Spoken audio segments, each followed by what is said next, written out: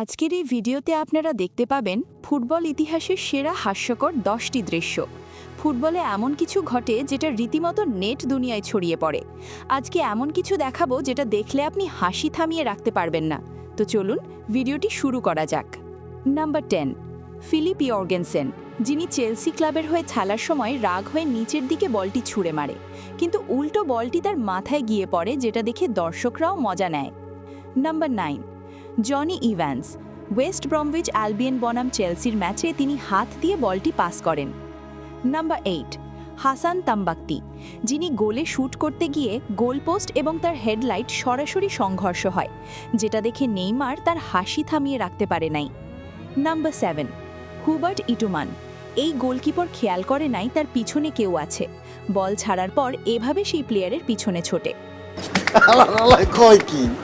Number 6, যদিও প্লেয়ারটির নাম জানি না, তবে যখন গোল করতে যায় তখন ডিফেন্স প্লেয়ারগুলো এভাবে তাকে বরণ করে নেয়।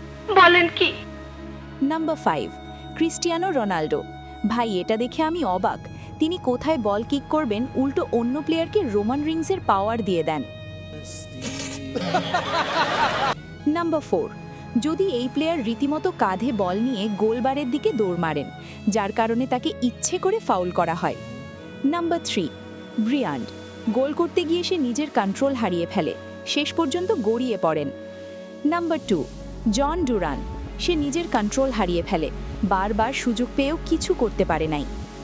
নাম্বার 1, মারিয়াস বুল্টার, গোল করার পর এমন সেলিব্রেশন করে যে ক্যামেরা স্ট্যান্ডে গিয়ে উল্টে পড়ে যায়। ফুটবলের এমন মজার ভিডিও পেতে চ্যানেলটি সাবস্ক্রাইব করে রাখুন।